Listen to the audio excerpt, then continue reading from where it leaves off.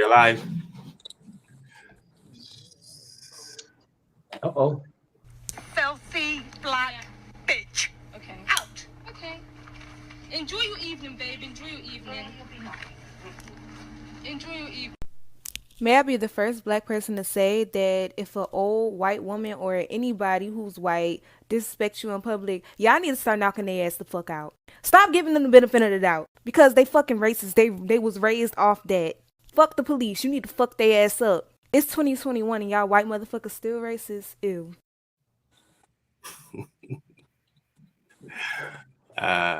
Robert Aaron Long shot and killed 8 people in Atlanta. He was taken alive while armed in his car. Jacob Blake was approaching a car that had a knife in it and he was shot 7 times, paralyzing him for life. Paul Murray was arrested alive near Kamala Harris's house. He had an AR-15 and over 100 rounds of ammunition. George Floyd was killed while unarmed for suspicion of trying to pass a $20 counterfeit bill. Kyle Rittenhouse shot 3 people, killing 2 of them, and the police let him go and arrested him later without incident. Breonna Taylor was shot dead while sleeping in her apartment. Duke Webb killed 3 and injured 3 others in a shooting in a bowling alley. He was taken alive. Elijah McClain was pinned to the ground and then shot with ketamine. He died a few days later. Benjamin Murdy fired nearly 200 rounds from a shotgun and a handgun at police and was taken alive. Philando Castile shot dead in a traffic stop after informing cops he had a legal firearm in the glove compartment. Grain Wadey Wilkes shot and killed a police officer and wounded 2 others, was taken alive. Tamir Rice shot and killed for having a toy gun at a park 2 seconds after police arrival. Stephon Clark shot 20 times while only holding a cell phone. Do you see the pattern?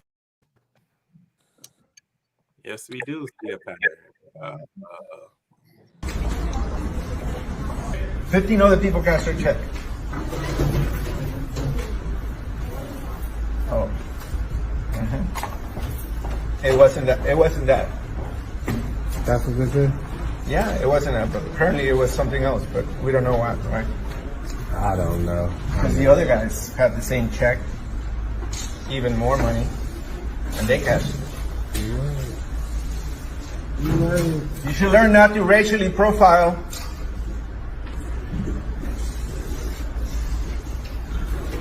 I'd probably go to an ATM and withdraw your cash and give it to you. That's not a problem. It's not a problem, but I mean... That's not the point. Yeah.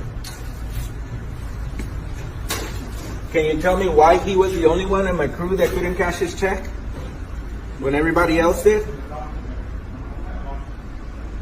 Have a good weekend, Meredith. Can you tell me, Meredith?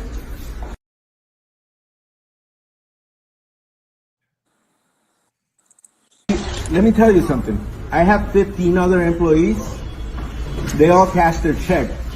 The only black employee I have was not able to cash his check. That's why I'm angry. I have plenty of money in this bank. There's no reason why you couldn't call me to verify the check like you always do. You refuse to call me to verify the check. You refuse to cash a good check, and you're racially profiling, and that is wrong. And you are the one who started that. You tell me why my other 15 employees didn't have a trouble cashing their check. Can you tell me? She ain't got nothing to do with it. She cool. You can't tell me. But it is messed up. And what is the reason why? 15 other people cashed their check.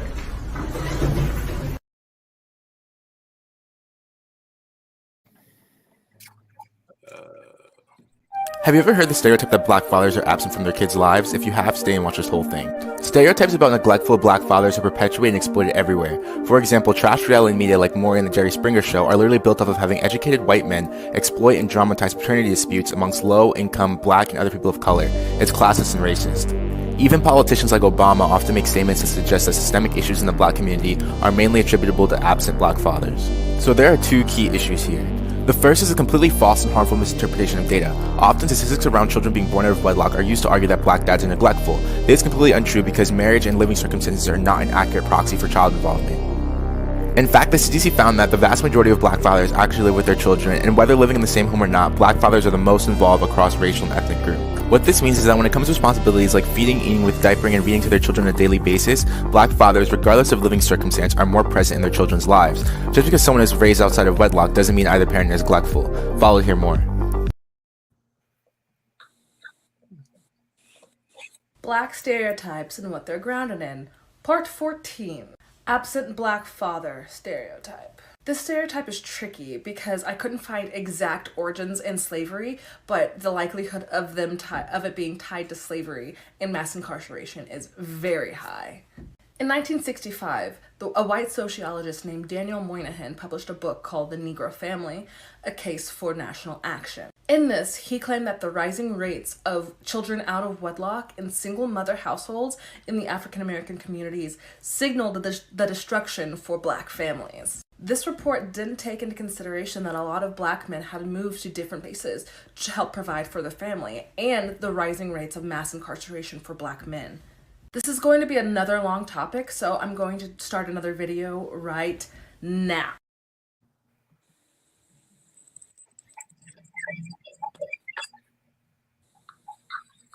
I need that. So here's Daddy. He's doing my ponytails. Hey. And I give him the scrunchie sometimes.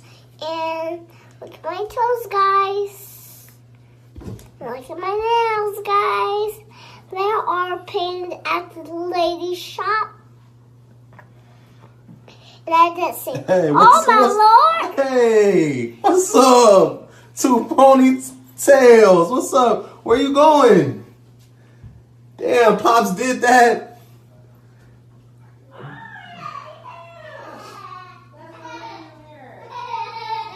Dang, you just gonna leave me here?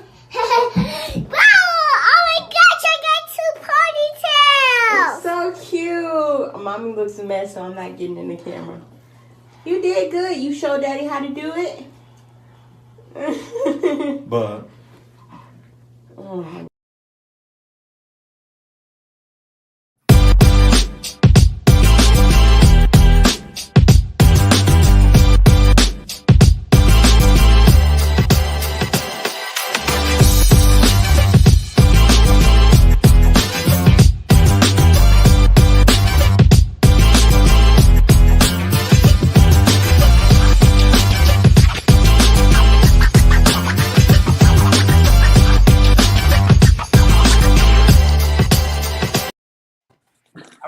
Hi, everyone. Welcome to the Five Black Comic Show. We're here every Saturday, 5 p.m. Eastern.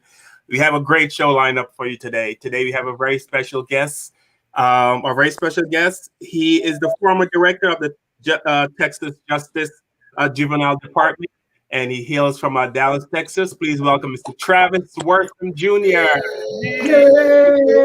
All right. You all know our esteemed panel, Mr. Kevin Lee. Yeah. Hey, what's up, everybody? All right, Izzy Walker. What it do? What it do? Prince, what up? Me, my friend. And Tanya Cooper. What up, Tanya? Hi. Welcome, everyone. Today we have several topics we're going to talk about. We all fired up today. We're talking about the Black Father myth, that we are non-existent. And I myself started to believe it until I did some research. We're also going to talk about the mass shootings that's been going on that's predominantly white. I would say 99.99% of the mass shootings. Still, there's no light focused on that particular group. We're also going to talk a bit about discrimination in the banking industry, which Travis is very familiar with, and he's going to enlighten us on that. In 2021, there's still discrimination in the banking industry, folks. 2021, today, as we speak right now, you know, there's a bank somewhere in America going, no nigga, no money. Oh, wow. And we also jump into Atlanta. Atlanta is is that the red flag? No nigga, no money. That's too much. Too much too soon. Too much. Right out the gate. Right. You have to drop the N-bomb right out the gate. Man. I like it. You like it? I like it hard. I like the hardcore. Yeah. Let's keep it real. Keep it real. Where the ghosts can get it. Yeah. That's what the redlining said, right? I mean, they didn't come right out and say it, but I'm sure that's what. And also in Atlanta, folks, pay attention. In Atlanta, they're passing laws to prevent Black people from voting in 2021. You know, but we're gonna start with the myth of Black fathers. You saw those videos I showed that Black fathers are absent. That's why there's so much crime in the black neighborhoods, because we're not around. We don't take care of our kids. We don't pay child support. We have many children and many different women, and we're just a mess when it comes to being a father. And me personally, all the black men that I know in my life, my uncles, my dad, friends, I've seen it on TV, but I have not personally seen it in my life where black men just have kids, and somehow they just seem to find these people and put them on TV. So Travis, since you're our esteemed guest and you have a lot of experience, we're going to go to you first. What do you think about the black father myth? And you can start with that, or you can go your own direction about black fathers. Okay, thank you, sir, and thank you everybody for having me on. You know, I feel enlightened to be associated with y'all. Having worked almost 40 years now, called Working with Violent and Aggressive Kids, and obviously hanging on to the myth that most of those kids come up in families where fathers are not present physically in the home. And you're right. Probably about half of those kids have some kind of interaction with their fathers. It may be showing up on weekends, or being able to go live with that father on the weekend, or a father that passes through and plays Santa Claus from time to time and look like he's doing more than the mother who the child is with every day. And you're right, there's a historical context of all of this. Because if you recall during slavery, when white masters and their sons were having sex with some of our black females who were then attached to men, they set the precedent of not having a real commitment to their families. So this thing has been going on for a long time.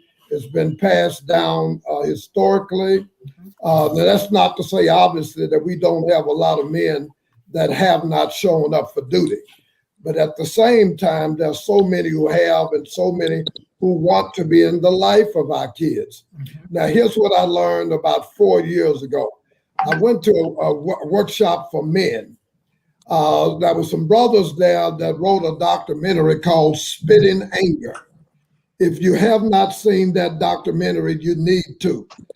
And part of what that documentary is all about, this brother hated his father all of his life until he was in his 30s. And when he was in his 30s, his father died. And he went to the funeral. And at the funeral, he heard all these people talking about what a great man his father was, all kind of medals he had received in the armed services. And he's understanding that can't be my father. That's not the father that I know. But what he found out later in going through some of the father's archives was letters from the mother demanding that the father never have contact with that son.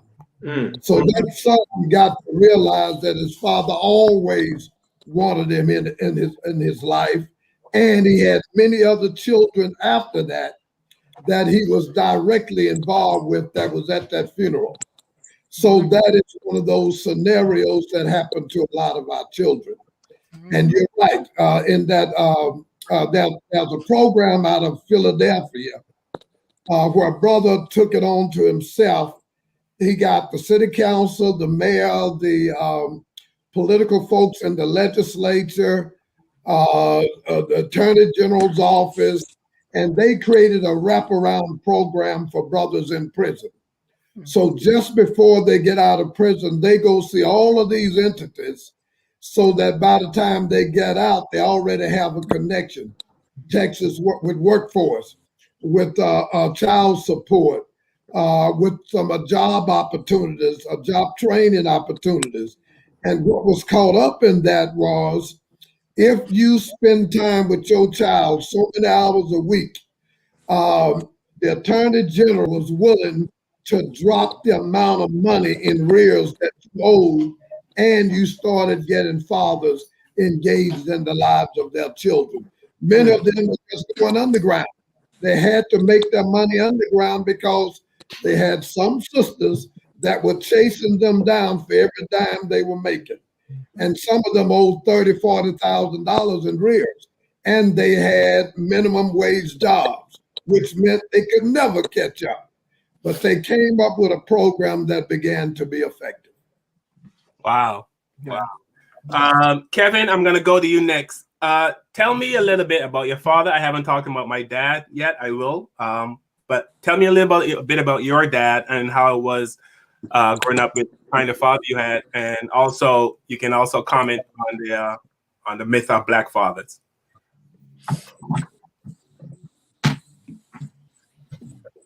Kevin, are you frozen? Oh, I was frozen while Travis was still talking, so I didn't hear that point. But yeah, so you're addressing me. I'm sorry, man. Okay, so yeah, I'm not frozen. I wanted to start by saying that for 8 years we saw America got to see the President of the United States, a Black man, not only run this country, but be a great father while doing it. We also saw another great celebrity, as in Kobe Bryant, lose his life being a dad. You know, he was on that helicopter taking his daughter to basketball practice, to a game, you know, and her friends to a game. So he lost his life being, you know, a father. So being, you know, there's Black fathers in the limelight that white America get to see. And I say white America because white America is the one who, I guess, starts the rumor that, you know, fathers aren't, you know, in the house, you know, Black men don't take care of their kids. Well, that goes back basically to slavery. And then from there to Jim Crow, where, you know, laws were passed where Black men were, you know, either killed, lynched, or put in jail and taken out of the out the household and couldn't be there for their kids. And it goes up to the drug wars, you know, the so-called war on drugs that never happened because drugs are in this country like crazy. So Black fathers have lost out of the home to that too, you know. And then it's the divorce rate, you know. I mean, there's no secret, you know, like everybody else, Black people get divorced, you know. And I think that has been a problem. As we said in my pre-show, I called out Black women in the pre-show in a sense for not, you know, for also helping with the narrative that Black men aren't in the house. And a lot of that goes back to when a Black couple get a divorce, and this happens in the white area too, I'm sure, but I'm just speaking of African Americans right now. When we get divorced, you know, and the kids usually end up with the mom, and then there's friction, and you know, and that causes a lot of problems, and sometimes that leads to Black men not being with their kids. Mm-hmm. But the narrative that Black men aren't fathers is just one of the biggest lies ever. I always tell the story, and I'll tell it again real quickly. I got custody of my daughter when she was 6 years old because the mom was having some problems. I don't want to put my business out there, but I went and got custody of my daughter. And my daughter's mother also had another daughter by a white man who didn't show up to get his daughter. Wasn't at the court. Didn't come get custody of his daughter. Didn't want no parts of her. So on a personal note, I've seen firsthand, you know, me personally, I was a single parent. I raised my daughter basically, I mean, with the help of my family, my mom and my sisters, but I was a single parent, you know, who raised my daughter from the age of 6 up till she left to go to college. You know, I was a single dad, so I'm still a single dad. So, you know, she's a grown woman and married, but so yeah, the myth just drives me crazy, Carl. Just is absolutely out of control. On a personal note, man, my dad and my mom divorced when I was a baby. So first few years of my life, you know, as a young man, I didn't see my dad that much. My dad lived in California. You know, he was a tractor trailer driver, so he spent a lot of time on the road in his rig. And I didn't have the best relationship with my dad when I was a young kid, but I had a stepdad that was great. You know, stepdad was in the house. That was amazing. All these years later, though, me and my dad are like this. We have the greatest relationship. You know, Once again, man, black men and their fathers, fathers do exist. Fathers are there for their kids. It's just a myth, another lie that's been put out, by by the man, to make us look bad and make us look like we're not in the homes taking care of our kids. Yeah, we know we have a few good dads on this panel. Other than me, a few other brothers on this panel are dads that are great dads, and they'll tell you all about it. But yeah, that's my point, my view.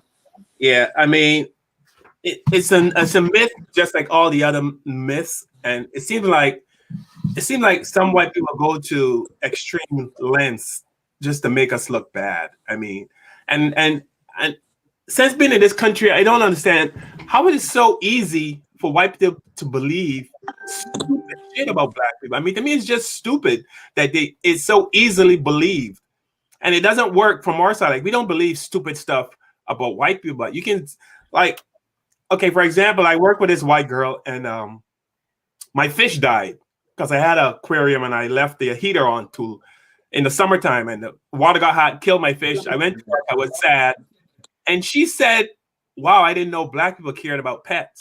Wow. I mean, and she seriously said that she didn't think we cared about pets, So we've all heard that black people, we don't feel pain, right? Today in 2021, there are doctors that believe that black people's threshold for pain is a lot higher than white people's threshold for pain. So when you go to get an operation, you don't get the this pisses me off, right? You don't get the good drugs. Yeah, we knew if black people go for an operation, they don't get the amount of anesthetics that a white person would get, because we're supposed to be I don't know. Yeah, well, Carl, I think because we are used to pain. I mean, we've dealt with a lot of pain in this country, man. So I think a black man loses his job at the post office, and he goes home to his family and says, "I lost my job," and he's depressed.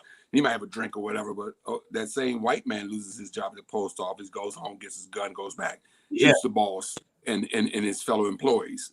So that's what we've seen throughout recent history, right?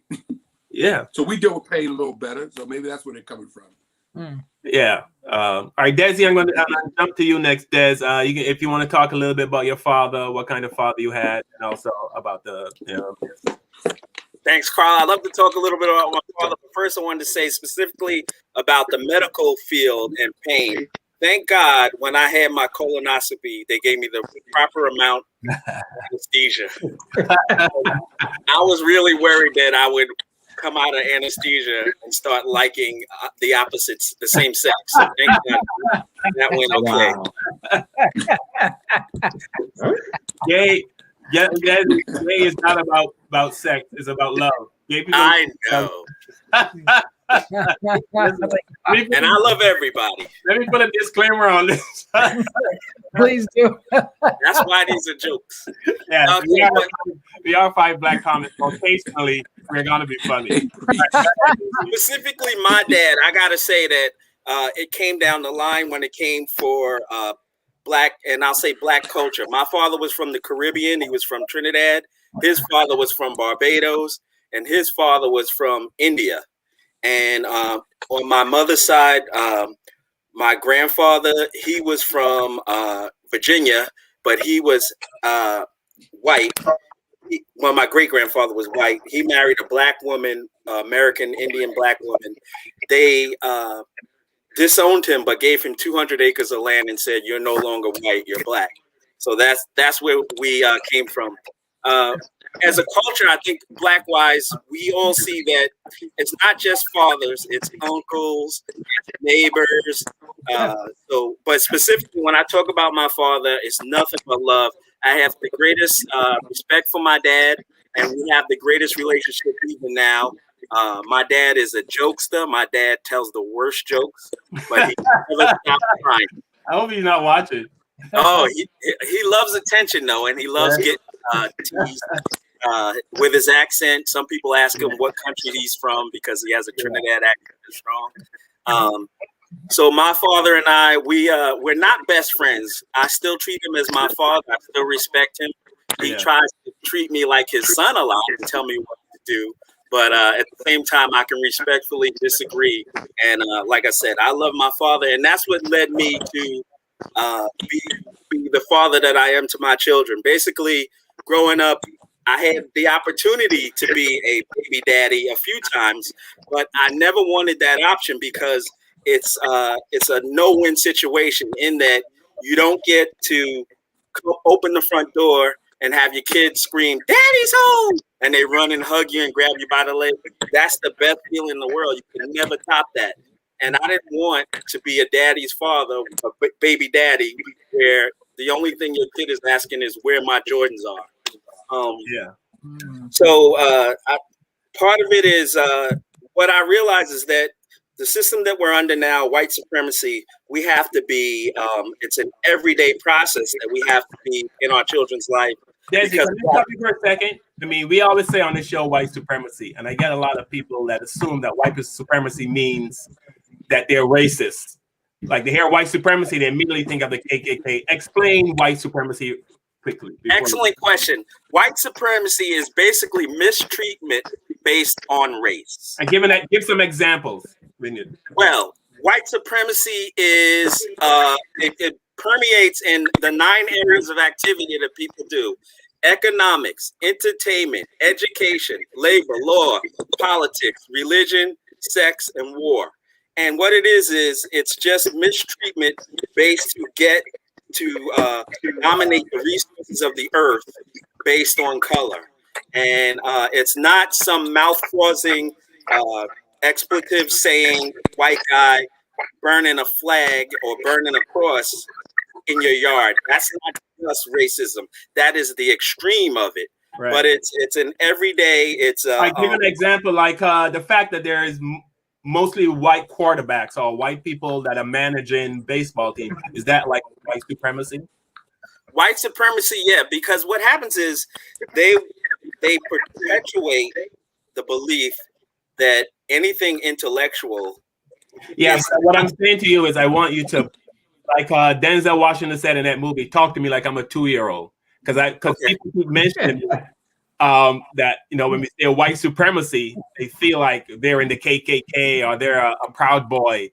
But like in the banking industry like that, we're going to talk about, right? Black people not getting loans. Is that considered like white supremacy, or like the fact that there are very few black football quarterbacks? Is that considered white supremacy, or is that like an example?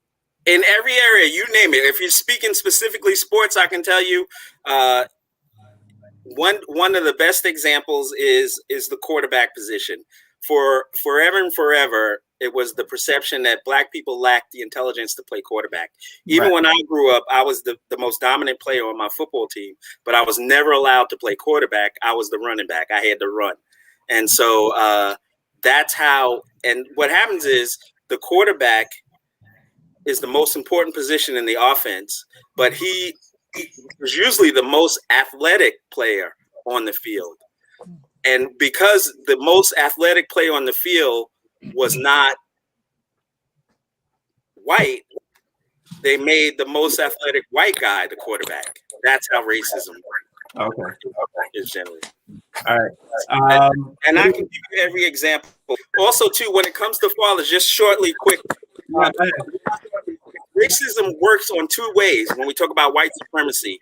It works on propaganda and it works on force. White supremacists are heavy on propaganda, saying what black people can and cannot do, what our limitations are, and what they can do and what they can accomplish. And so everything that we hear, everything we're talking about now is basically propaganda about black people. Specifically, the Maury Show is a great example. If you watch the Maury Show, the first section is always a black man who doesn't want to be a father and is denying the kid. The woman has a promiscuous lifestyle. It's every show. The second segment is the white couple that want to have a kid, but the woman stepped out and she's afraid that it's not her kid. And you never see a black person that's afraid it's not his kid. So that's how white supremacy goes in propaganda regarding fatherhood. Go to the next. I mean, When you talked about kids running up and hugging your leg when you walk in the house, and that's the best feeling. I mean, I know that feeling. And especially when they do the daddy song, daddy, daddy, daddy. Yeah. That is absolutely. I got them singing "Daddy's Home." Yeah, so yeah, you can't stop that. It's great. Oh, and I wanted to mention this too. 2 of my friends, my age, same as me, are fathers, and they are what you might think of as non-traditional. My best friend never married his baby's mother, but he always supported. He always showed up to everything, and he was always available. My other best friend, we were three of us together. He never had any children of his own. Every woman that he has dated or married already had children, and he stepped in to be the father of those children. That's priceless. I mean, you can't even get good men to assume responsibility for children that aren't theirs. So this guy is phenomenal. Yeah. Tanya, we're gonna go to you next. Can you talk a little bit about your dad? It could be our man in your life that really helped you, and also about the myth perpetuated. We didn't show the video to the live audience, but we watched the video where there was a black TV host that had a bunch of black men, and I felt it was exploiting black men. And you want to talk about that also? Yeah. So my dad, okay, my birth father, everybody knows I was a foster kid, unofficially adopted. So my birth father, I believe he wasn't there because I think my mother told him, she's not yours. Which I can't really fault him because I don't know and I haven't talked to him, so I don't know. That's a possibility. My family has warned me that it's a possibility that he didn't just not be there because he didn't want to. It's probably because your mother probably was like, she's not yours, even though I was his, and I prove it now with the DNA. But I was blessed because even in my foster home, I was very lucky to have a father and how my mom married James Dorsey, I'll just say his name, and he was the best father ever, I think, and especially since I was a foster kid, to go from that single life and whatever was going on in Brooklyn to come up here and experience someone who took me on rides to the park and whatever. Like if he was my dad and my mom owned a car service, so when he would go on rides, our special time was he'd bring me with him and I sit in the front seat, eat my snacks while he was picking up passengers. I mean, hey, you know what I'm saying? If not, I'd never see him until he gets home at 6. But that, and we had like special things we did. He'd go shopping in the house and he'd let me pick out the special snack, which couldn't be much because my mother wouldn't let us have too much sugar. But my dad was really awesome. I'm so blessed to have had him. And he was a great dad. He was a no nonsense man, but for me, I never did anything bad to make him to know the other side. So praise God for that. But I want to speak to the fact that about baby daddies. Okay, so I know there are some black women that have perpetuated that stereotype, like, oh, he ain't no good, he ain't this and that. But first of all, I want to say that comes from the men that we pick and choose. I don't even know if it has to do with color. It's just the men that we choose for whatever reason. I don't know. I know plenty of white dads that were abusive and literally didn't leave a penny. And I know plenty of black dads that did the same thing. So to me, it doesn't, that stereotype that black men are the only ones to do this or that. I don't see it that way because all the black men, and I'm not trying to be funny, but when I moved up to, I live in Westchester, but when I moved up here at 7 years old, all the black men I knew, every last one of them, were great fathers to their kids. Maybe they had, everybody has their family issues and stuff like that. But as far as being there, hey, let's go do this or let's go do that. All the black fathers in the black churches that I knew of, and there's about 4 or 5 in this area, they were all good dads. So when I hear the stereotype that, oh, he doesn't do this, that I'm like, who are they talking about? What woman would be having a baby with him? We all make mistakes. You know what I'm saying? I have a theory. If I have a baby with a man, I'm not going to be taking you to court for child support. You made the baby. Why am I going to court? But that's me. I do know other women who are like, I'm taking him to court and I ain't going to let him see the baby if he doesn't pay me. I think that's wrong. And that's where I think a lot of if there are those stereotypes of African-American women that are feeding into that, that's where they get that malice because they, I wouldn't have had a baby with Jimmy, who I know doesn't even have $2 to rub. And if I did, I'm not going to go to court because then now he's got to go to jail. If he's in jail, he can't pay me child support, can he? So there's a lot going on. But I will say this, all the black men that I knew of, and maybe that's just the people I gravitate toward. I don't know, but the black men that I know are excellent fathers, and they're good people. So that's just maybe I lucked out. But my father was awesome, and my advice. What was my one little piece of advice? Oh, as it always goes back to media, doesn't it, guys? So here's my thing. The media will do its best, and I don't know who's at the head. We need to research that and find out who's at the head, who runs these media giant companies, because they send the same narrative down.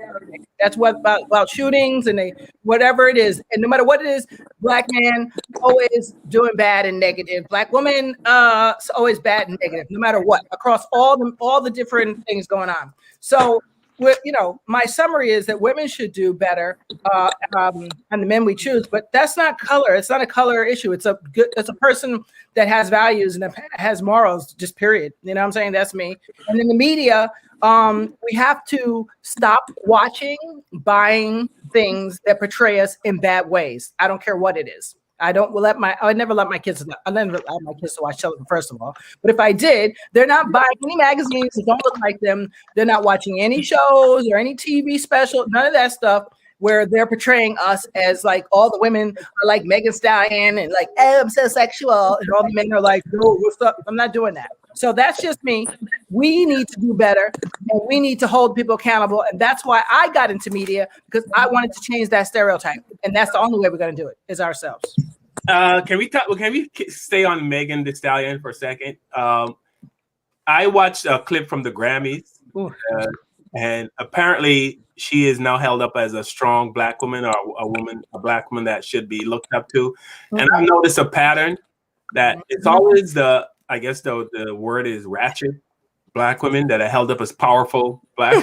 Yep, Cardi B. Powerful, yeah. What, you know what I mean? And I mean, okay, they're successful at what they do, but are we going to give in to that? This type of black woman should be held up to a high standard.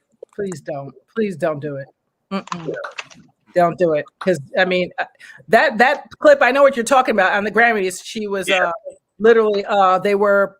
How did I say this? Assimilating orality on her persons. Okay, that's how I'll put that in a nice way, TV friendly. Carl, if you ask about white supremacy, sorry to cut you off. Did I cut you off, Tanya? I'm sorry. Go ahead. Okay, I'm good. Go ahead. Okay, white supremacy, and you ask, what they do is one technique is called showcasing. And what they do is they take the most unproductive black person they can find that's willing to be on TV, and they present him or her as the average black person. So that's why Megan Thee Stallion and Cardi B and being elevated as, look at this. This is what black people are doing.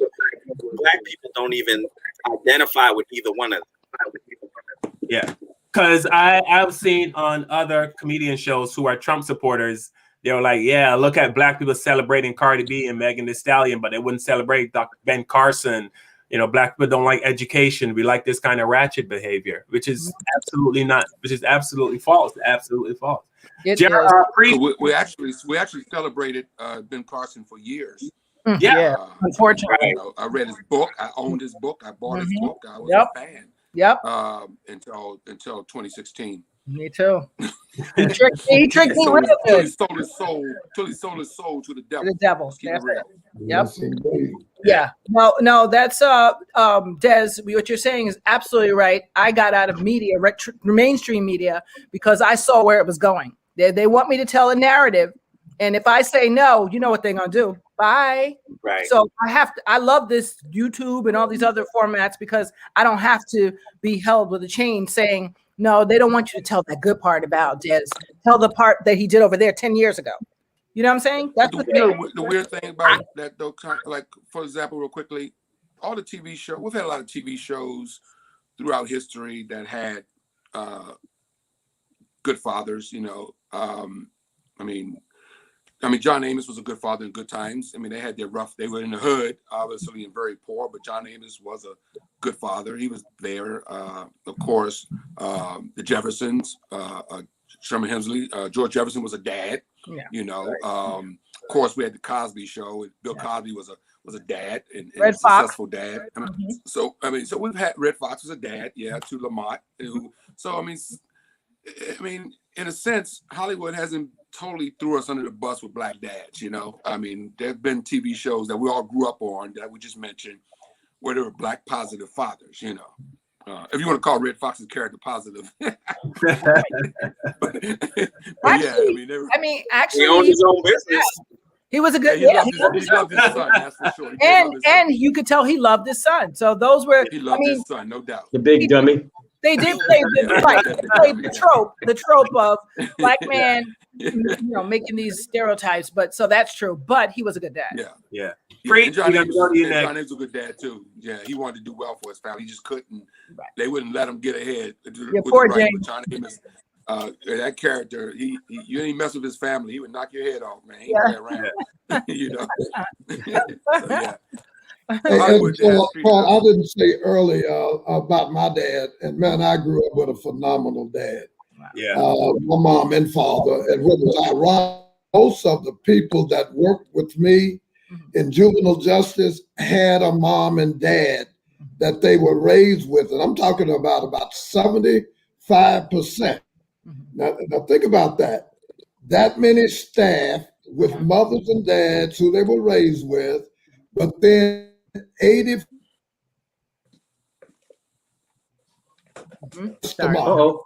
Feedback. Sorry, guys. Isn't that something? But we chose to go into that field and work with those kids. Yeah. All right, Priest, go ahead. You want to talk a little bit about your dad and what about the myths? Yeah, there's a lot that everybody's put out, and I think one to talk about what Desi mentioned about the white supremacy. That's also like white privilege, and sometimes people get confused. It's like the same thing. It's like you don't have to be rich or have born with a silver spoon in your mouth to engage in white privilege. The fact that you were born and there's the society is set up in such a way that because you are white, you are gaining an advantage over people of color, and that's your privilege right there. When I think about my dad, or one of the things that Kevin mentioned also is like it had some starts in slavery when you are a slave master who had a strong black buck, and you talk to your other plantation owner friends, and I can send somebody over and impregnate your women, and you can have strong black slaves. Well, he's not going to be there on the plantation to raise the kids that he was sent off to father. So that's part of where some of the absenteeism comes from. Yes. Down. It's also part of the divorce. Like, I know my parents got divorced when I was in the 4th grade, but my father remained committed to making sure he came by and saw us on a regular. He had things like his fishing trips was like famous because even though I had 3 brothers, we only went fishing one-on-one. So that was one-on-one time if you were going fishing. And he would tell, and you don't even think about it when he does it, but when we're out there, he goes, "Oh, just tell everybody you caught all the fish." Now, you don't think, "Oh, you did my other brothers too." It's like, you're just thinking, "Hey, this is my time with dad." I credit my father for keeping me from smoking too, because when I was 6 and I had my Matchbox cars, and he used to smoke then, he quit since then, but he used to smoke and he had a pack of cigarettes. So I was driving around my Matchbox cars and his pack of cigarettes like it was the cigarette truck. And he came up to me, he's like, "Oh, you playing with cigarettes? You want to smoke, huh?" He goes, "Let's have a cigarette together." And I'm like, "Yeah, I'm having a cigarette with dad." I'm blowing. I'm just blowing it, says puffing. He's like, No, you're doing it wrong. You're doing it wrong. He goes, "Blow out all your air and then sucking really hard." Yeah, he set me up. And I sucked in, and all I could feel is my little 6-year-old lungs just burning. And I ran to the bathroom coughing. I'm throwing up. He comes in behind me like, "Are you okay? Are you okay?" I'm like, "Uh-huh." He goes, "Let's go back and finish your cigarette." I was like, "What?" And made me smoke the whole thing. I never touched another cigarette in my life to this day. So what if you got hooked on this? I know what about got hooked. And me and him would be sitting there like sharing a cigarette out back. That's what we'd be doing. But for a 6-year-old to want to be a smoker, he had the right plan then. And like I said, even after the divorce, there was issues in the household, with my parents not getting along, but he still got along, made sure he got along with us. He still, and at the time, there was bad things that happened, and we formed a new relationship as I got older. I don't need a daddy now, but I still have my father, and we've become friends. I mean, if he would have called me right now, I have to tell them I'm in the middle of a show. I'll call you back. But if I did take the call, we'd be on the phone for the next 2 hours talking about everything from politics to food to the stimulus, whatever topic comes across, and we just pick it up and run with it. And I'll look at the phone and it'll say, 2 hours and 9 minutes. I'm like, yeah, I kind of gotta go because I had some shit to do. But it's nice talking to you. Yeah. Well, yeah. About my dad. I mean, to me, this is gonna rub some people the wrong way. But if I had a choice between Jesus and my father, I'm going with my father. I just think he's the greatest person. I just think he's the greatest, person for me that came into my life. And I can see what he's done for me. And I know people will say, well, Jesus, yes, I'm sure he probably did, but I have no knowledge of that. But my dad and I the thing is, my dad, he just turned 87, and I just got news yesterday that he's in the hospital and he's not doing so well. So I've been having a pretty rough, last night and today wasn't so good, but I'll be okay. But we have told each other how much we love each other. I mean, every time we talk to each other, we tell each other how much we love each other. There's no stone left unturned. If I went today or my dad went today, there's no regrets. There's nothing I didn't say. There's nothing I felt like I should have said. We have said every single thing to each other that needs to be said.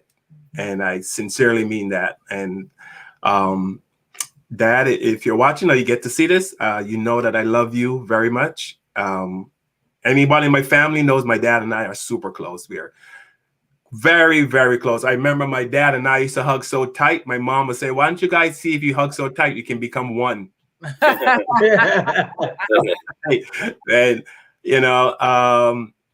so and when I hear stories about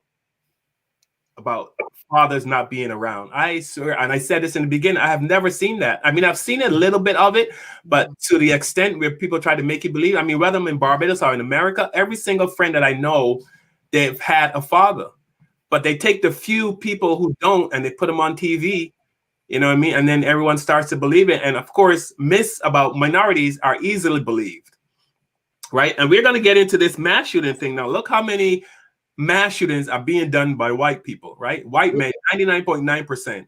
What's their dads?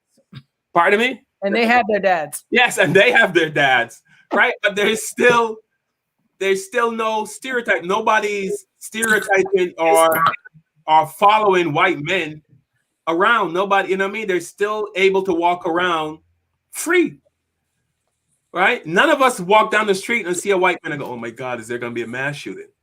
Well, could be. But for some reason, the stereotype seems to stick to us. Before we get in, I'm going to read a few comments. This one is from Pamela Jones. Hey, what's up, Pam? She said, I think Cardi B and Megan Thee Stallion are confident Black women. We shouldn't let white suppression influence our views of these entertainers. I believe it's our responsibility to see them as part of the broad spectrum of Black entertainers. There's a lot of truth in that, but whose fault is it that they push this kind of Black person to the front? You know what I mean? We all know there's other different types of successful Black people, but they're not pushed to the front. So basically, Pam, I agree with you. But so what you're telling us is that we need to get our own entertainment companies. You know what I mean? We need to have our own networks so we can put the image out that we want, not the image out that they want. So what you're saying is absolutely true. But they get to set the narrative. They get to push the Black people that they want out there. So you're absolutely right. I mean, even though I see Megan Thee Stallion, that's her name, Megan Stallion? Megan Thee Stallion. Megan Thee Stallion? Thee. So Anthony Wilder said, the celebration of Megan and Cardi was not about being Black per se, but that they were showing another side of women and womanhood. They are getting shame actually talking about sexuality from a woman's perspective and not a man's perspective. They were taking ownership of their bodies. So Tanya had an issue. No. That is not the same narrative, and that is the narrative they're going to try to put. It's like you sit here and you watch someone everybody gets shot, and I see it, And then they come on the news and say, you didn't see that. And I'm like, yeah, I was right here. I saw it. That's kind of like what this is. No, we saw what was happening, and it's pushing the narrative that Black girls are sexual, so these young little Insta models who want to be models and be in TV and entertainment so bad will now be like, well, the only way I can get there is if I go get my boob implants and my butt implants and I gyrate on stage. That's the only way to get it. That whole thing is a thing that we need to start thinking about. I respect Megan and what's her name, Cardi, for their hustle. That is a hustle. And I respect that and their artistry, the rapping part. Okay, I got that. But I'm not going to big that up in no way, shape, or form, because there's all our little girls out there watching that saying, oh, I'm going to be just like that. And they think that is the only way. I'm not going to be a lawyer or a surgeon when I could just go gyrate and make $1 million in 5 minutes. Why would I do that?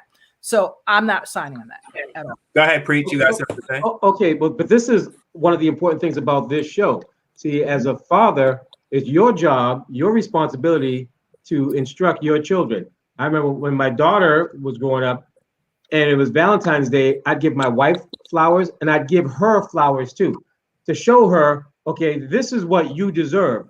So when she starts dating, or when she started dating, some guy comes up and tries to give you those gas station flowers that he got there, okay, she's gonna look at that and be like, what the hell is this? That ain't real. My father used to give me roses. I got long stuff. Hey, you better come correct. You better come with the right stuff. I ain't taking that. But you set that standard for what she's going to accept. You set the standard as the father. You let her know what men in your life are going to act like. Yes. And that's why being a father, Kevin, who raised his daughter, set that example, gave her instruction as to what's going to be acceptable and not acceptable. See, he didn't say, okay, now comes instruction. He lived every day and showed his daughter how a man is supposed to treat her. So right. He did that by living. But I'm not saying, here's the thing, I'm not saying that that you or Megan Stallion or anybody's responsible for some little Black girl on the television. I'm not saying that totally. What I'm saying is, how can I say it better? That when you've pushed that narrative across the white markets, then it's okay to push it across the Black markets. How about that? Is that better for, you know what I'm saying? So the point is, these visual images are there to purposely destroy minds who don't have the father at home, who don't have the mother that's checking on them like I did with my kids. They don't have that. So they're watching this thinking, this is the way to go. I'm going to sell drugs. I'm going to do it. And these narratives are being filled through visual images. I'm telling you, trust me when I tell you. I'm not disputing what you're saying. What I'm saying is we have a responsibility to stop that. That's what I'm saying. I'm not, listen. Mm-hmm. I'm not against what you're saying. What I'm saying is the men in their families, the people around them, have a bigger responsibility to teach them how men are supposed to act towards them, to teach them how they should be acting as they grow up, to show them this is the way life should be, to not give them that's the only thing you can learn from, to show them that, hey, there's a lot of other ways that you can, achieve greatness without going down that road. Yeah, but all I'm saying is that it's very relevant and it's very true. But remember, I don't want to give that example because it's a Black guy. I don't want to put that out there. I got plenty of examples, I'll just say. Okay, all right. I'll just say the name and then you can do the rest. Okay, Lawrence Fishburne's daughter. Just saying. Okay, you get what I'm saying? Anybody know what I'm talking about? Yes. Okay. I'm not going to go there. But you get what I'm saying. He was around, right? Wasn't he around? Okay. We don't know, but we don't know his life. Well, we don't know. Right. Okay. So fine. Whether he wasn't important. What is important is that if you are pushing the narrative on television that I'm a woman and I have full control of my body, that is okay. If an Indian woman, a Black woman, and a white woman are all gyrating across the stage during the award, then we're okay. I don't mind. If everybody's we're all gyrating, we're getting the gyrate on. Let's go, everybody. Now, but if you're only saying that Asian women are the only ones, or that white women are the only ones, or this or that, I have a problem with that. Because now you are putting images in people's minds and making them think certain things, whether it's true or not is another story. That's all I'm saying. All right, so now we're going to go from WAP to banking. Banking. That's right. So, hey, somebody's got to pay for all of that. Yeah. That's and Travis, after the show, we're gonna explain what happens to you because I'll need all of that, brother. Yeah. Okay, so this is going to be a short segment, but Travis is going to talk to us. There's still discrimination in the banking industry, and Travis had some interaction with Chase Bank, whose banking practices go all the way back to slavery. Yes, and apparently they've been benefiting from slave labor and all that kind of stuff. And today there's seems to be still some racist practices that Chase Bank is having are still implementing. So Travis, you can take it from there and tell us what's going on there.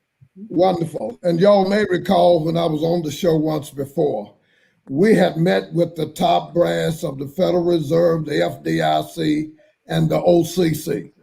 They are the ones that give the money to the banks to loan in the first place. So we were getting on them about their failures in holding those banks accountable for those loaning practices. And what we discovered as we met with them, we asked the question, give us a briefing on how you audit banks.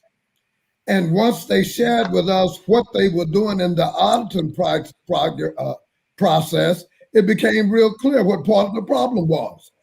Example, you take a specific geographical area in any major city where it is predominantly African-American owned businesses, etc. Well, what they would do in terms of their numbers, that bank would turn in their numbers and say they gave out so many loans in this community. And it was assuming that the majority of those would be African-American. Well, what was not counted in all of that is the white males that own businesses in those Black communities, or their white female girlfriends and wives and friends' wives who own businesses in those Black communities. So when you really nailed it down, they were only getting about 25% of the money. So we helped them to see all of that. But this is what happened. We met with Chase yesterday. We had talked to them last week out of New York. And we had told them last week that we were really thinking about physically protesting all of their banks in Dallas. And I mean, getting a bunch of folks to start a Tarzan movie. And the lady said, don't do that. Whatever y'all do, don't do that. And she started talking about the money that Chase has now committed to Black-owned and minority-owned businesses across the country. Well, remember this name, Charles Walls, out of Chicago. He is the VP of Chase, who has the combination to the safe for the $30 billion that is going to be allocated to Black-owned, minority-owned businesses across the country. And Chicago, New York, Atlanta, LA, New Orleans, Detroit, they're all in that target zone, Dallas. So you want to make sure, and I'll feed you all more information about him. So he had all of his people on yesterday, all of his managers out of New York, out of Chicago, out of Atlanta, out of Dallas. And they've got this initiative that is about to happen. But we're going to hold our feet to the fire. Here's what we did last Friday, a week ago. We went into South Dallas, which is one of the lowest income areas of Dallas. And we talked to about 12 Black-owned businesses. And we just got the history of them and their attempts to get loans from banks. And it became real clear that they were not able to get loans from banks after multiple tries. Now, here was the irony. Most of them had been in business at the same location from 27 to 38 years. So even if they had some snags along the way where they didn't have enough money to do this or do that, even stay in business that long ought to give them every kind of credibility you can imagine that they lasted that long. We shared those same stories to the banking people yesterday. Now, again, this brother say he has the signature for the $30 billion. Billion. Now, He's a brother? He's a brother, or are you just saying? He is a brother. Well, he looked like one anyway. Like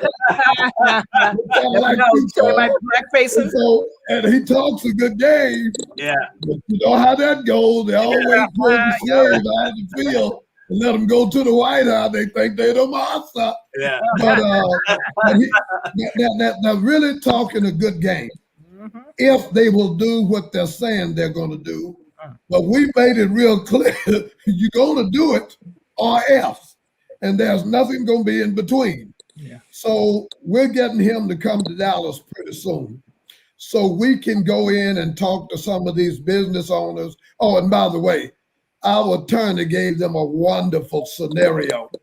He had a case in court where there was some white-owned engineers who had this company that just moved into the state, only had the company about 6 years. They got the loan for several hundred $1 million. There was a black-owned company of engineers that have been in business for 32 years. And we've got all kind of contracts available to them. They couldn't get the loan, but the white company could get the loan. So we brought out all these scenarios, and I think I told y'all before, and one of the pastors was on the Zoom yesterday, 5 black mega churches in Southern Dallas. Out of all 5 black mega churches, I'm talking about y'all up to 15, 20,000 people. They could not get a loan from any bank in Dallas and had to leave the state to go get a loan. Wow. And we brought all of that up to Chase and their people. And by the way, Chase ain't the only one we're going after. We're going after Bank of America. We're going after Wells Fargo. We're going after all the heavy hitters. So we're going to keep y'all informed about how that progress is going. Yes. And we need to make y'all aware of who's got strings of those monies in your cities. So y'all can go after some of this money. So we'll make y'all aware of that. And I'm going to hit y'all somehow, Carl, or I'll give it to you and you can disseminate it out. Yes. I asked them yesterday to hit us up with everybody's email, and they did. They don't know I was setting them up all the time. So I'm going to get a chance to talk to some of them individually. And by the way, there's another sister. She is over the nonprofit leg of it. And by the way, this is not just the Black-owned businesses. This is also grants for folks who are trying to get a house or trying to refinance the house. And they're going to be able to take care of the down payment, which is normally what shuts us out of home ownership. And so there are grants going to be available all over the country for Black folks to be able to get those loans for. Yeah. Oh, I mean, Travis, thank you so much. I mean, this is the kind of stuff that we don't see. This is the kind of stuff that's not in your face. Yes. I mean, go ahead, Tanya. I want to ask you, Travis, do they have anybody working with you guys to create an app that can actually distribute that information? You know what I'm saying? Like if there was an app that we can go to and be like, okay, these are the banks, blah, blah, blah, and these are the ones you should be open an account with, that would be awesome. I don't know that question. Since yesterday was our first meeting, it wasn't one we asked, but it's an excellent one. You can guarantee I'm going to find out because of how relevant it is. Like me sitting here talking to you all in all the different cities, y'all need to have the same information I got. Exactly. So that whoever in your community have access to the same thing. Because if they've got $30 billion and they're targeting that whole $30 billion to Black-owned specifically and minority-owned businesses, you need to know about that in your cities. Well, are they gonna? This is another thing. The word minority, I found out, is a trickery source when they're distributing money. And so what they'll say is, we're giving money to Black-owned, minority-owned businesses. They throw the minority in because that means that if a white lady owns the business, she gets it over the sister that owns the business or the brother that owns the business. There's a trickery. That is correct. And that falls under what is called HUB, historically underutilized businesses. And women fit under that definition. And it's not exclusive to Black women or Hispanic women. It's women in general. And that's what I meant. And I may have said this before. We had a project in Dallas where the largest county hospital had been to update that hospital. And it was supposed to give out 25% of that money to Black-owned contractors. Well, we found out later when we did enough digging, exactly, Tanya, what you said happened. They gave out about 18% to the hub qualified vendors, but we found out 50% of those were white females who were the wives, girlfriends, and friends' wives of those white guys on the north side of Dallas. Yep. So it wasn't even that. So that trick was going on there. Oh yeah. Then it's still going on. I've seen more women open up businesses, and that's great. I'm not hating, by the way, we're not hating on anybody women open a business. Right. White, black. I'm not saying that. We're saying if your money is supposed to be allocated, right, to help whatever business, minority business, Asian business, whatever it is, then it should be that. Not trick us and say, yeah, we gave 50% of the money to minority-owned businesses. So right away, everybody thinks that means African-American people. Right away. If I say that, go in any crowd and ask, what does minority mean? They'll say, oh, black people. Right away. Right.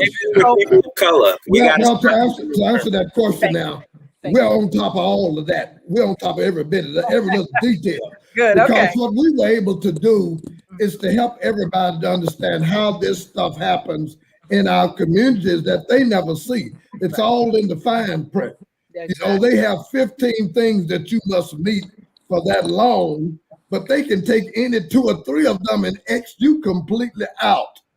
So we're handling all of what you're talking about, Tom. Yeah, good. Thank you. I'm glad somebody's on it because, and you need to work with some of them young people to get that app up. That app will help you distribute it out quicker to across the world. Well, right now we're hoping, and this is the plan, they're going to give us some influence in how that money gets disseminated. Okay. And if we can get them to allow us to have some influence, you can guarantee it's going to the right people in the community. Okay. And whatever we get, and I'm going to bring that up and find out if they have that in plan. And they may not, because this project is fairly new. Right. So it is evolving. So I'm going to bring that up and call, make sure everybody gets my email or text so that you can send me anything you want me to know to pass on that we find out about, because we're not thinking of everything. Okay.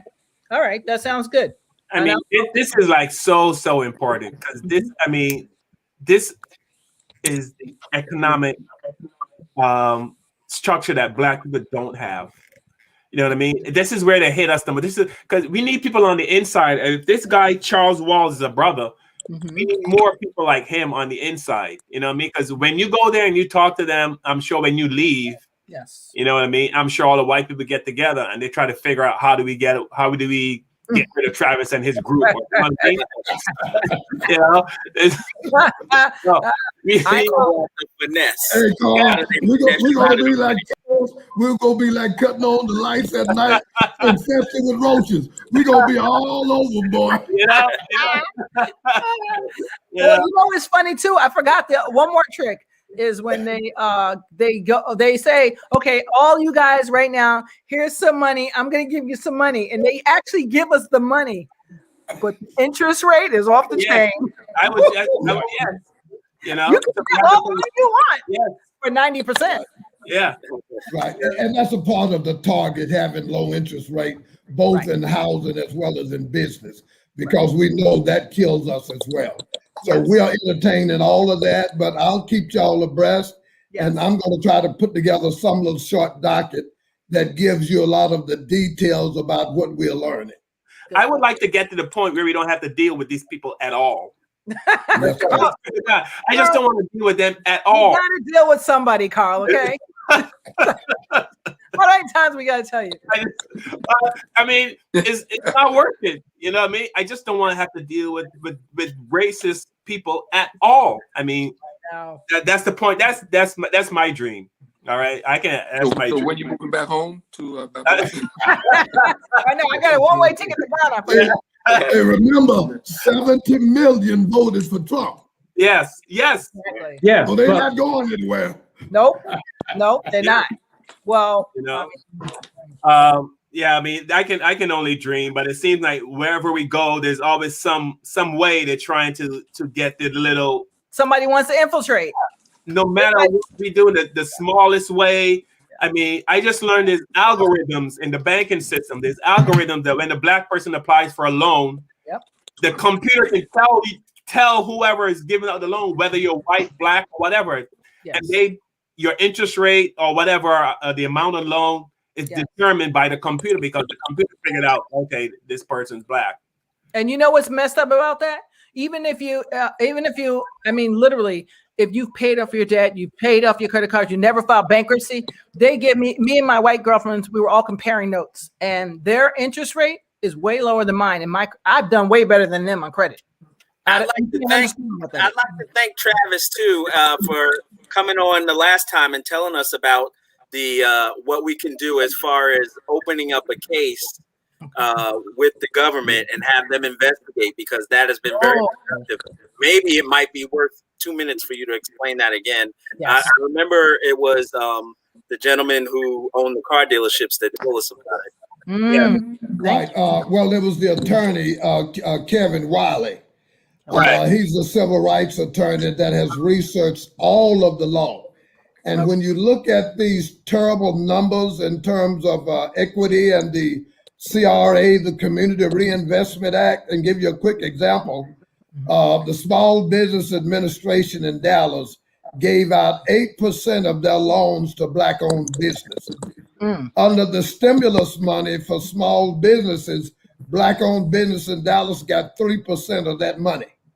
So they know all these statistics are there, and they know they're real, and they know how they're. Matter of fact, let me tell you this: Chase didn't even try to justify their behavior. They just said we are guilty as charged, and we're gonna do right. We're gonna do better.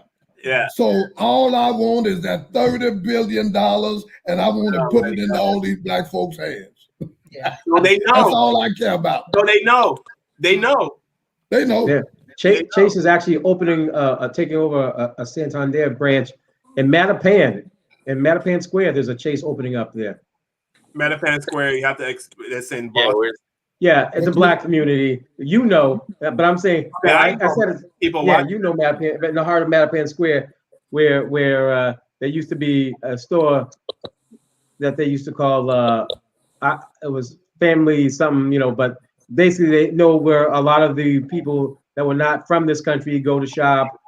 They used to call it Foreigners Market. Okay, that's how diverse and black it is there.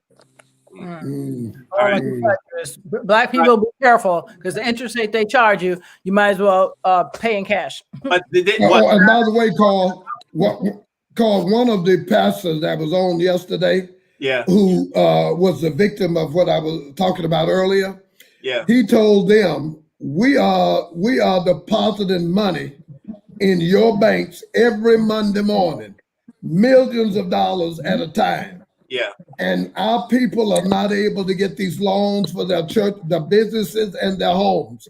And we gonna think about taking our money out of your banks. We should. Yeah. And that's what we got to do across the country. I guarantee you we'll get their attention. I guarantee you too. The few black banks we have around the country, what if every black person took all their money and put into those black banks? Would those black banks be able to expand and create? They might make us wait a minute. like Carver. I mean, no, what's the name of the bank? What's the name of that new bank? Gina mentioned it down there. What's the name of that bank? Greenville? Yeah. I was all excited. Black bank. Oh, I'm so excited. I'm ready. I was ready to do it. And then they sent me an email. You are number 250,000. I was like, come on, man.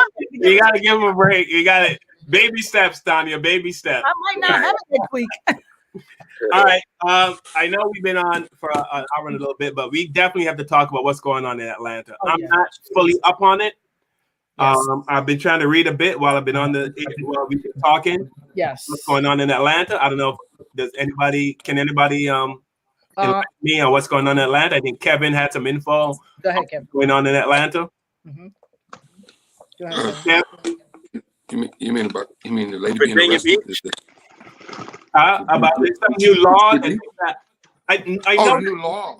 Yeah, they passed a law in Atlanta where it's against the law to give anyone water or food if they're standing in line water for And the standing in vote. line while voting. You're not allowed to give people freaking water. Yeah, that's a law. I think Georgia is basically Klan territory, saying, okay, black people, you came out and helped Biden win the White House. You also came out and gave us 2 Democratic senators, which gave the Democrats, I guess, power in the Senate.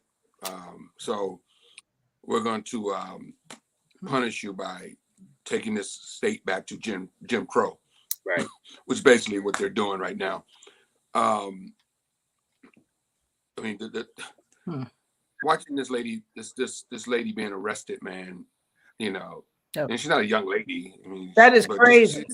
To see a woman who's went to school, went to college, worked hard all her life to achieve the goals that she's achieved, to be a law-abiding citizen of this country, to be at her age handcuffed and taken into custody for knocking on the door. When on January 6th, we watched people attack police officers, bombs, rush to the steps of the U.S. Capitol, flags, and also spit on them, curse them. Kill a and police this officer. woman was arrested for just knocking on a door. Just to see, she wanted to see, this law being passed, which is, BS law. I mean, this just shows us right now we are, man, I'm telling you, I'm steaming with anger right now, Carl. Right now we are so close, and I don't know what we're gonna do, man. Yeah. If Democrats. Excuse my language, man, but Democrats are some pussies. They gotta end. I'm sorry, man. They got to get it together. I mean, every time I hear Biden say bipartisan, or we got to get the Republicans to work with us, it just drives me nuts, man. For 4 years, Donald Trump didn't work with Republicans. I mean, with Democrats. He did what he wanted to do. Him and Mitch McConnell did what they wanted to do. They passed whatever law they wanted to do.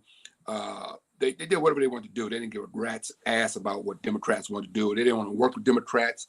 When Biden was vice president for Obama for 8 years, they didn't care about what Democrats wanted. Did everything to block Obama.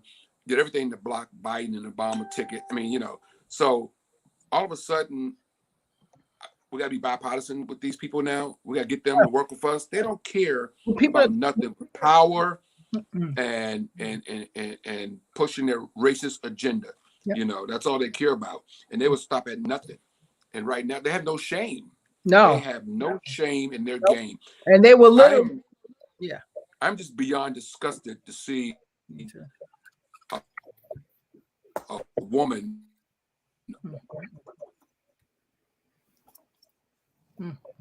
American woman. I think you're cutting in and out, Kev. He's been Kimberized. And something has to be done. And as I said in our pre-meeting real quickly, I don't understand something. Oh, everybody back? Okay. As I said in the pre-meeting, I don't understand where else we never left. are. Huh? No, you said it's everybody back. I said we never left. We never went anywhere. Okay. It was you. It was me? I'm sorry. Yeah, go ahead. Yeah. Go ahead. That connection. Thank you. Yeah, I just don't understand why. You're sharing with Travis, we can tell. I was waiting for that to come. That's fine. And let me say this, guys. But you realize they're trying to change these laws. They're trying to change these laws in 40 states. Hold on, Travis. Oh, wait a minute. Okay. Where's all these people at? Where's all our black, powerful, rich millionaires, billionaires, power players? Where's Jay-Z? Yeah. Where's all these freaking people at, man? How can you sit, if I'm sitting here tell it, freaking boiling with anger over what I saw, how come they're not boiling with anger? And if I had their power and their money, I would be, whoa. Man, I would have to hire some extra security to protect my house tonight, because I would be out there in somebody's ass. That's what I'm saying. I'll be like, look, I need some extra security to watch my house tonight. I mean, I can't believe these people are quiet right now. I cannot believe what I witnessed. I can't believe what's going on in Georgia. I think there should be no more concerts in Georgia. I think people shouldn't play there. I remember Ray Charles back in the day wouldn't play Georgia. for a while, you know, because you know, he wouldn't play Georgia. I mean, celebrities. I remember, you know, real quickly, our celebrities boycotted South Africa for years. Yeah, we would go to South Africa because of apartheid. Remember? Yeah. I remember the Four Tops wouldn't go over there and perform. A lot of the Motown acts wouldn't go over and perform over there because of apartheid. How come that doesn't happen here in the United States of America? How come people say, look, we're not performing no concerts in Georgia when shit opens back up? We're not going there. We're not having no NBA games here. We're not having nothing's happening in Georgia until all these charges are dropped against this lady, until this stupid Jim Crow laws are reversed. Georgia is dead to me.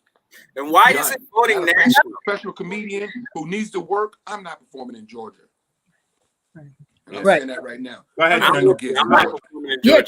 Kevin, I'm sorry. Kevin, you are onto something. But my thing is this, even bigger than that, where is Trump and all those other attorneys and Al Sharpton for this? That's when they need to be showing up for stuff like this. They should, if they're the people who know the legalities and the little loopholes that'll get her off this or whatever crap they're doing to her. Well, Sharpton will be there. Trust me. I don't know about Ben Crump. Sharpton is. I watched his TV show the other day. He's outraged, and he would probably definitely be down there if he's not already there. But you know, I don't see none of them. And lawyers, there's different type of lawyers too. So but if they were all to go together, how much you want to bet they get a result? If Hey, they was maybe us as the 5 Black comics, we should start a campaign where we do person to person, say, send this on to everyone. This is our cause.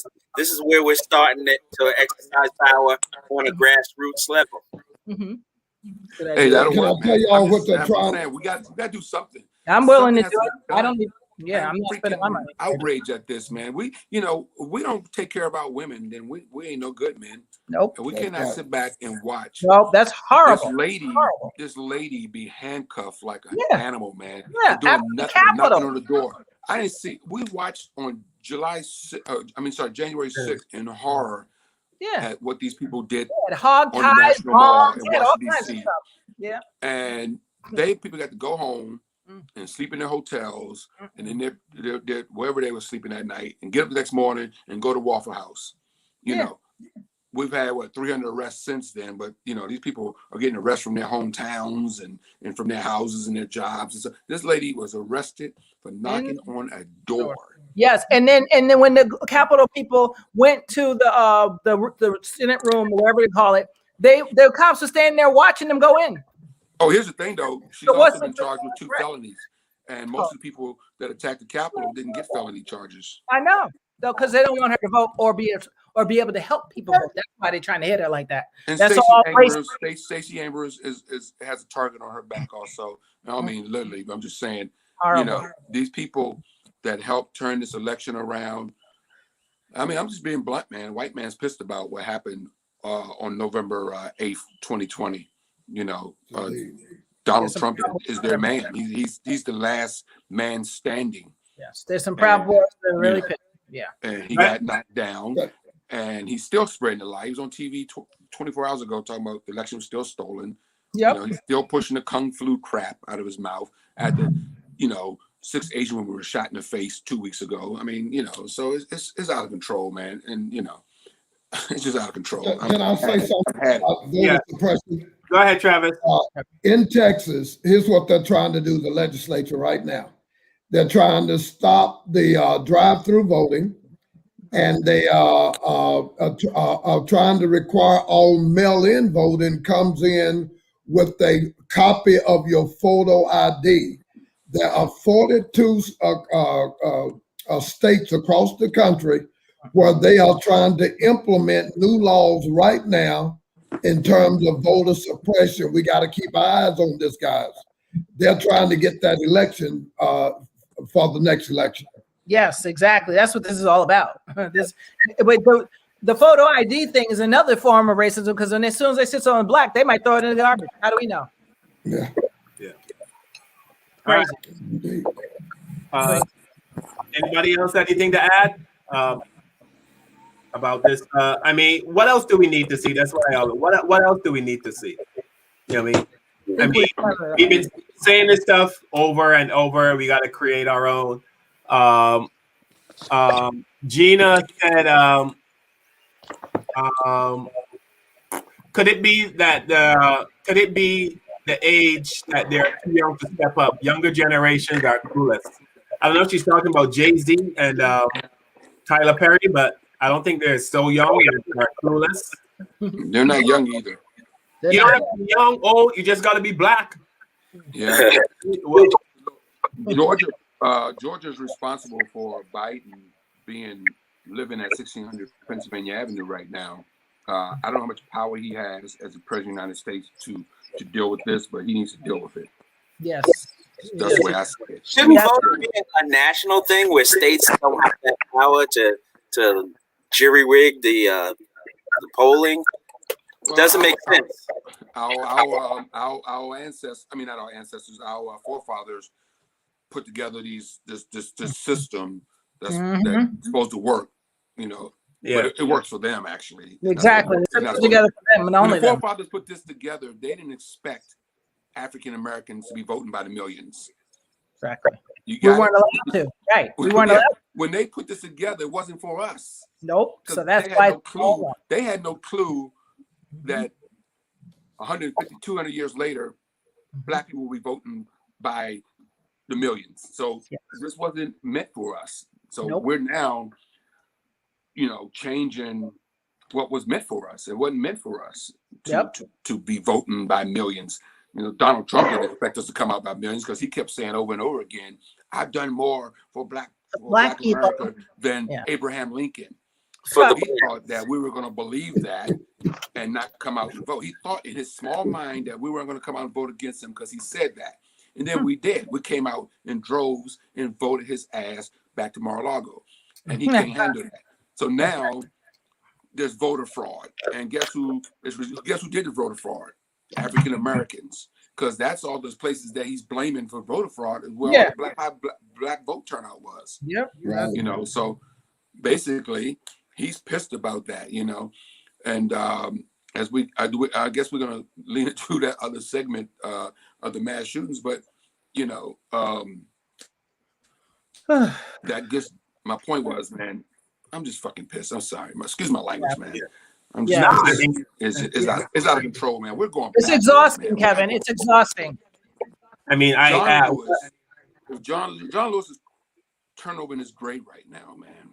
I mean, at John Lewis's funeral, former President Barack Obama, spoke about, and he took a lot of heat from the right-wing media because of his speech about, you know, what John Lewis fought for all these years. Barack Obama basically talked about it at his eulogy, you know, when he eulogized John Lewis, and then everybody jumped on, oh, you're politicizing a guy's funeral, you know, and now look what's going on. Everything that John Lewis fought for, which against voter suppression, is now happening all over again in a place where he's buried at in Georgia. You know, a place where Martin Luther King is buried at in Georgia. You know, Dr. King is in Georgia. Yeah, you know, that's where he's buried at. I mean, in the Deep South, baby, and this is where it's happening all over again. Well, that's where the Klan likes to remind you of things. They like to bring you to the very thing that you're fighting for and bring you to it and say, you still don't mean nothing to me. So that's kind of how I see it. As Malcolm X once said, anywhere south of Canada is the South.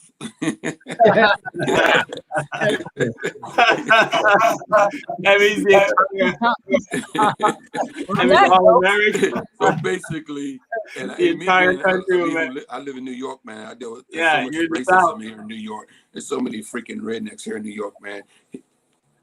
Malcolm X is absolutely right. You ain't got to go to the Deep South to get no racism. It's right here in New York.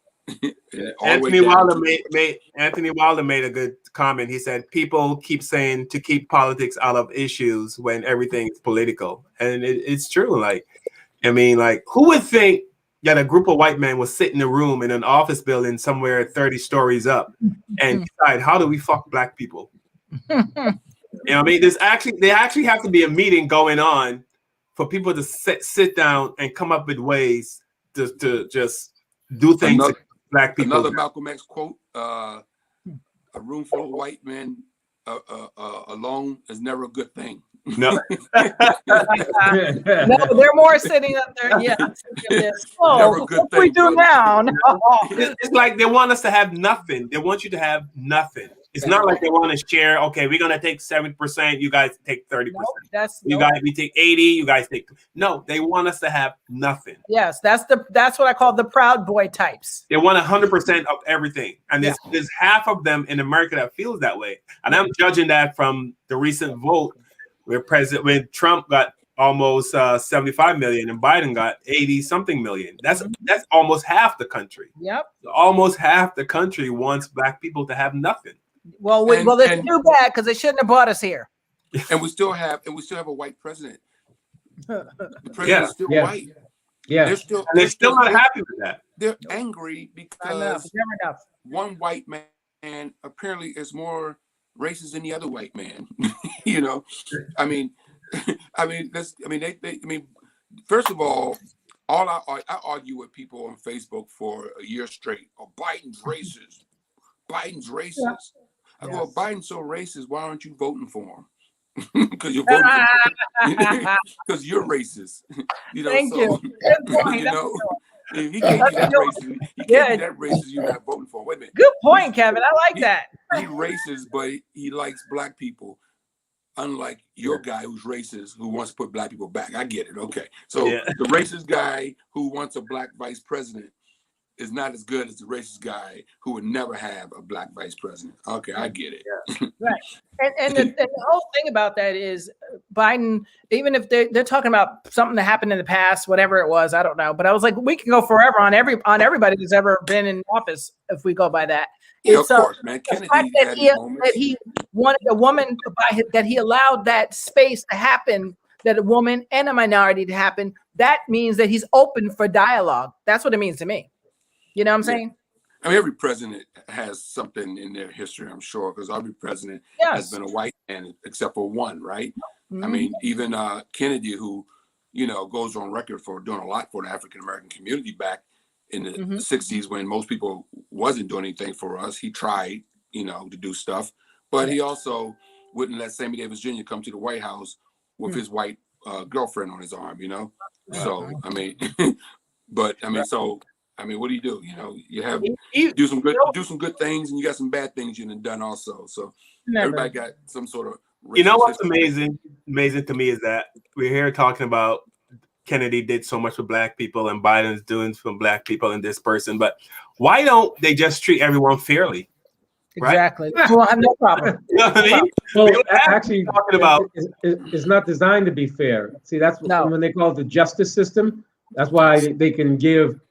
You know, a white guy parole for violating a woman, for raping a woman while she was passed out in an alley, and give him 6 months probation, and then have somebody black or a person of color, you know, oh wait, let's see, Emmett Till just whistled at a white woman, and a gang came and killed them. See, so there's a difference. There's a stark difference. There's no fairness. There's no justice. Oh, I know. We have two mass That's us. We have two mass shooters that's sitting in a jail cell right now. Yeah. After one killed 10 people, another killed 8 people, and they're both sitting in a prison right now. And then you have George Floyd, who's in a casket right now over a fake $20 bill. You have Eric Gardner in a casket right now over loose cigarettes that he allegedly was selling. You have Mr. Castile in a casket right now. You know, over what? Reaching too fast for his ID or his registration, you know? I mean, you know, so it's crazy, man, that we can watch guys shoot up restaurants and shopping malls and churches and movie theaters or whatever, and be taken into custody, mostly without a scratch. And then we see the cat get shot 7 times in the back because they thought he was reaching for a weapon in his car. Oh, they heard he had a knife in his car. Oh, he was reaching for a knife in his car. So I shot him in the back 7 times, and now he's paralyzed for life, from what I understand. But you know, I'm surprised he's still alive. What about this, Kevin? Speaking of shooters, that is our next topic, right? So speaking of shooters, there was a young guy, 37 years old, and allegedly he was pulled over on the side of the road or something. This is today, I think it was yesterday or today. He was pulled over on the side of the road, and allegedly police state trooper pulled up, and allegedly he started shooting and shot him in the head, allegedly. And so now they have an APB out for him. And I look at the picture when I Googled, his picture is like in the screen like this. But yet all the Dylan Roof and them are way back here, like they had time to brush their teeth and everything, and I'm like, okay, so we don't even know what happened with this guy on the side of the road. Did the cop stop him? Did he say something? We don't know what happened. But they're putting an ABP on him, and it's the worst in the world. They said he is armed and dangerous, which you know what that means. Kill him if you see him. So there's two laws in America, pretty much. Because all the shooters that has happened, 1,300 killed since Columbine in 1999. That is 144 white male, 20 to 30, maybe 51 guy was like in 50s year old shooters. And since then, and they're all taken in custody, no problem. Yeah, I mean, but that guy won't make it out alive. That black guy ain't gonna make it. There's no way. There's just, and many white police officers have said this, so it's not just black people saying it, but there's a fear of black people in America. Across the world, you can say. There is a fear. And I know whenever I say fear, Tanya says it's not a fear. What do you say, Tanya? You always correct me when I say they are not scared of us. That's called guilt. Okay. There's a serious guilt problem with white people and black people. So, but then again, Tanya, I don't know if when the police officer pulls me over and he's got his gun out and in my face before I ask me for my license, is that guilt? You know what I mean? Yes, because he shouldn't have his gun out if he pulls you over. But you know what I Pull mean? his gun out because he knows he shot so many of you that he might, that's why he has his gun. I've never had a police officer pull the gun out while I'm for a stop for a traffic light. Oh, I've had a gun out. I've had. I know. And that's what I'm saying. Think about that. That is his guilt. Is why he has the gun out. Nothing else. So it's guilt plus fear plus hatred. Then there's three things. There's three factors going on there: guilt plus fear plus hatred. They just seem to want to eliminate us. I mean, we're not going to go into this now, but to talk about depopulating the world of black people. Does anybody know that's going on? That there's a talk of depopulating the world of black people, and that's not a conspiracy theory. Well, it's a fact. Yeah, that's the fourth part you didn't mention, because there's the fear, the guilt, the hatred, and the lottery. Because there's some lottery probably going on that say I got 5 this week. They are looking at 3. Depopulating the world, and they want to start in Africa. Oh yeah, they've been started in Africa with AIDS. Are you kidding me? What do you think that vaccine's about? So it's just something about us that a lot of people just don't like, and I can't put my finger on it. I mean, I can't put my finger on it. It's just we're black, and they just don't like you. So. Well, when you look at Africa and you talk about doctors that went over there to help with Ebola when that was the biggest thing, and one of the doctors gets sick and comes back to the United States, and they send him to Iowa and go, oh, that's right, give him the cure, and he's cured. So, but you were over in Africa working with Ebola victims, and we have a cure, but you're not giving it to him to bring to them. You're not letting him use the cure over there. You only use it when he gets sick and use the cure here. It's like that's crazy. So you have a cure, you can cure people, but you don't want to use it over there. Yeah. Can I say to you this? There is, and no one believes me. Do your own research if you don't believe me. There is a war on black folk, particularly black males, young black males. There's a war on children, all children, and there is a war on white women. You don't know it, but there's a war on you too. There is just a war going on, and you guys better wake up because it is happening. Whether it's gun shooting, whether it's our women, when we go to have our babies almost bleed out to death because someone thought we could handle the pain or something. Whether it's that, whether it's through medication and sending our kids to get all medicated up, whether it's not providing jobs and resources in the street, there is a war going on, and they do want to. I believe, and that's just my personal opinion, that they do want less of us. And if you don't believe it, that's on you. Just don't put it on me.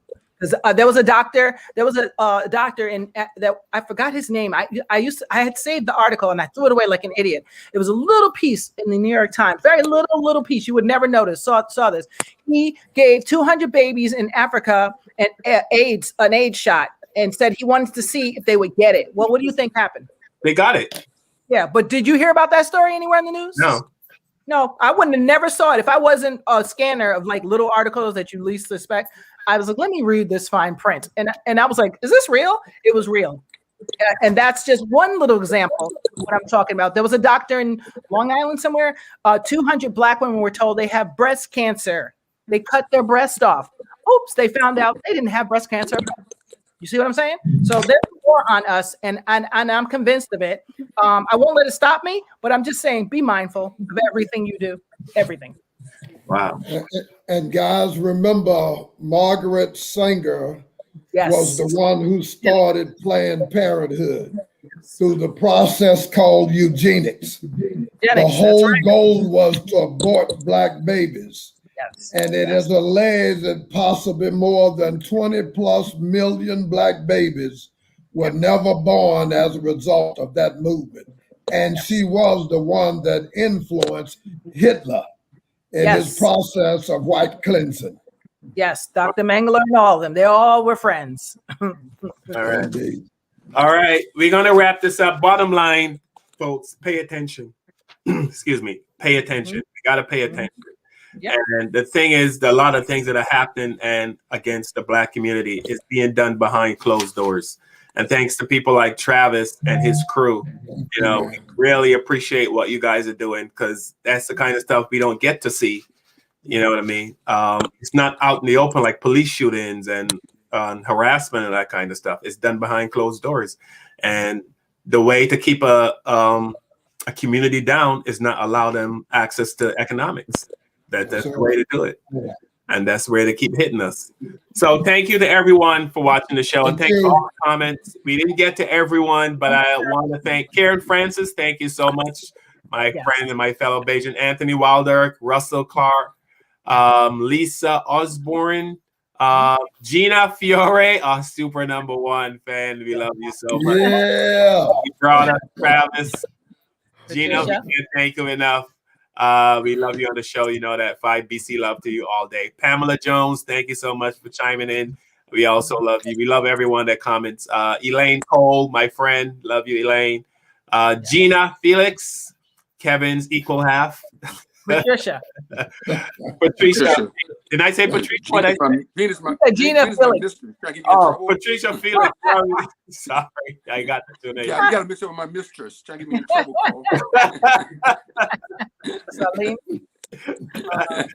Patricia Felix, thank you so much. Thank you for sending me those videos. I use them as part of my research, and it's very helpful. Anthony, I think I already mentioned Anthony, and who else? Salim Brown. Salim Brown, my nephew in South Carolina. Oh, Salim. Thank you so much. Oh, Russell says he has Bajan blood too. All right, Russell. All right. So thanks to everyone for watching the show. We are here every Saturday. Yes. 5 p.m. Eastern. 2 p.m. if you're out on the West Coast. Next week, we're going to be talking about and drum roll. Huh? Drum roll. We're waiting on you. You're waiting on me. Find out what we're talking about for next week. Prepare. We're drinking next week is the 1st of May. Wait, is May 1st? Cinco de Mayo. Cinco. Not May. How can that? You have to hit April. I mean, not May. Not May. I'm sorry. April. So we're trying to show black April. April Fool. No. We have a sign. We have a sign that says "I'm-Black Excellence," and now you're saying that. Go ahead. Oh, it says I'm Clark, Russell Clark, but I see CLAR. It just says CLAR. I don't see the KE, Russell. Sorry. That's my cousin Russell. Oh, it said Clark, CLARKE. Yep. Okay, I'm looking at the name. Go ahead, Preet. What's our topic for next Saturday? Next Saturday, let me say it might change if another black person gets shot or something goes crazy. Well, I mean, obviously that's not gonna change because another black person gets shot. Because then we'd never have any topics because that happens weekly. Unfortunately. But unless there's a something really big and they shoot more than one black person or something, on a grander scale happens, we will be talking about churches and funeral homes. I know we mentioned that before, but it was preempted by bigger events. Racism in the church. Racism. The two of the most segregated places. The two of the most segregated places are churches and funeral homes. And that's what we're going to be talking about. All those white evangelical preachers. You know they put handcuffs on black bodies in white funeral homes? I just made that up. I'm kidding. But it's believable, right? That's people. That's how you're gonna start a rumor. People like, black people be like pickpocketing, so they got the handcuff them while they're in the funeral home. You got your head bowed, they picking your pockets. Yeah, my mom used to do dead people's hair and makeup, so I know a lot. Since I was 7 years old, I know a lot about that one. Okay. Very interesting. All right, so next week we're going to talk about racism in funeral homes and in churches. I've been to a church that was mostly white, and when I walked in, all the white people just looked around, just turned around like. The Baptist church is down the street, sir. Yeah, dude, I had a neighbor. This was sad. Her son died. He was like 5. He was born with the disease. He only lived to 5, and I went to his funeral. And I was the only black person there, and all the white people kept looking at me like, you know what I mean? Like, when you go to a funeral and you're the only one, you're like, yeah. Hi. Can you pay my Christmas? Yeah. But that's just the world we live in, folks. It's just so Gina Fiore, My Italian Therapy. She has a great book out. She's putting together a website. Please check it out. This is no secret. Gina had breast cancer and she beat it with My Italian Therapy. Yes. So please follow Gina. Look her up. Yes. And she can help you how to battle any ailments that you're having. Please grab Kevin's book, Playing with Fire. That's right. And his follow-up book will be Playing with Himself. Oh no! That's in the first book. That's it. Carl, you're just done. We're done. And Tanya, Undertown with Tanya. Follow Tanya, and you can catch her great show. I got 3 red cards. Preach, why do you got your condom up? What is that? What is the sad orange face? What is that? Orange? Oh, I was like, what is that? He was a little disappointed at your statement, so I don't care. Patricia likes it. She laughs. So. Okay, I'll tell nobody else.